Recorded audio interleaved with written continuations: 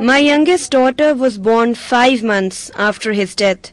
She asks about her father. One of the children said our father would become alive on doomsday. The other said he would bring new clothes for me. On Eid day, they started weeping, saying that when he would come, he would bring new garments for us. It is clear that Indian forces are engaged in a systematic genocide of Kashmiri people and are committing horrible and heinous crimes against humanity while targeting innocent children. Kashmiri children who are born and brought up in an atmosphere of fear and tension cannot enjoy basic happiness of life like other children. To play and have fun is the basic right of every child, but it has become a dream for Kashmiri children. The Kashmir dispute is the outcome of the denial of right to self-determination by India to the Kashmiri people, which has been guaranteed to them by the United Nations through its 18 resolutions adopted on different occasions. India has not only trampled the right of self-determination of the Kashmiris, but it has also snatched all the political, social and religious rights to the subjugated masses. To crush the popular voice of the people, it has broken all the records that fascist regimes had set against freedom-loving people. Over 700,000 trigger-happy occupation forces equipped with vast powers are round the clock engaged in systematic genocide of Kashmiri Muslims. Besides killing over 100,000 Kashmiris, Indian occupation forces have committed heinous crimes to silence the oppressed people into submission. One of the horrible consequences of Indian state terrorism is enforced disappearances of Kashmiri youth. A disappearance is a crime against humanity, as defined by the Rome Statute of the International Criminal Court, into effect on 1st of July 2002. According to this, disappearances are not permissible even in wartime. These words lose meanings in occupied Jammu and Kashmir, where the syndrome of disappearances is prevalent and unheeded to.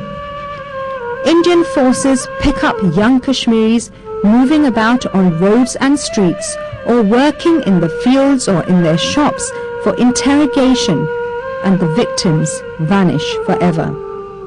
Most of these persons have been arbitrarily arrested during siege and search operations, commonly known as crackdowns, without any discernible reason. Her jail Hindustan के कोने-कोने में jail उधर ढूंढने गए, मगर कोई इंसाफ नहीं, ना किसी जगह मिला. उसको डिमांड किया वो कमीशन बिठाओ या हमारी प्रूफ करो, अगर हमारे बच्चे मरा हुआ कम से कम डेड बॉडी दो, ये कुछ नहीं बोल. According to the Association of Parents of Disappeared Persons, the Organization of Relatives of Missing Youth, over 10,000 persons have been disappeared by different Indian agencies, most of them married males. Although men have been subject to disappearances largely, women have also suffered because of being related to them as daughters, sisters, mothers and wives. The unending wait is nerve-wracking for parents, siblings, life partners, children and friends for whom the tragedy lies in an unending vigil for the missing persons. The void is so painful to bear that often the close relatives are pushed to the fringes of human sanity. Encountering the ebb and resurge of sanguinity over a period of time, the kin of the missing are a shattered lot, emotionally as well as economically. The elderly parents whose breadwinners have disappeared are the worst sufferers. Even some parents die in shock. The woes of the aggrieved are too many. Their plight cannot simply be imagined. The most worrying aspect of the problem is the unending wait of the wives of the victims. This issue is eating into the vitals of the social setup. In the absence of any information about the whereabouts of disappeared consorts, their wives have acquired the title of half-widows.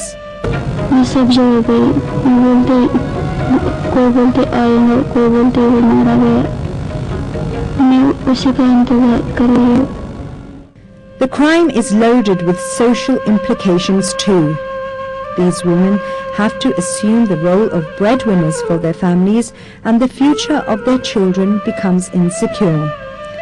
This phenomenon is also tied to the recent scandal on disappearances and fake encounters that have brought to light the killing of innocent Kashmiris by Indian forces.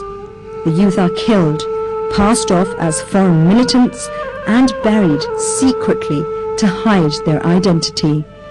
The mysterious disappearance of carpenter Abdul Rahman of Kokarnag and his subsequent death in custody exposed the whole drama and landed the valley in shock. The Gandhabal killings establish that innocent people have been picked up, made to sort of disappear or abducted and killed and then branded as terrorists and Pakistani terrorists. And now it's been found out that these were people, carpenters, journalists, in fact one was even, I think, a journalist, ordinary people who were just picked up to fulfill, in a sense, the temptation of kill lists for which you are awarded. But it's also part of a larger problem of the Armed Forces Special Powers Act and the impunity or the culture of impunity that it generates, because under the Armed Forces Special Powers Act you can kill on suspicion. And this is in a sense why the number of disappearances is huge in Kashmir.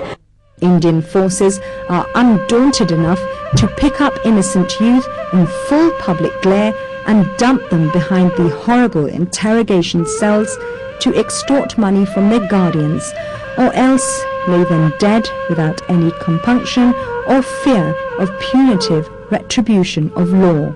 In the Kupwara area, just 2 years back, one day bride groom who was married just 2 days, 1 day, or only one night actually, he was arrested by the army and his mine was planted and he blew up into pieces, right? When the family came here, there was a hue and cry.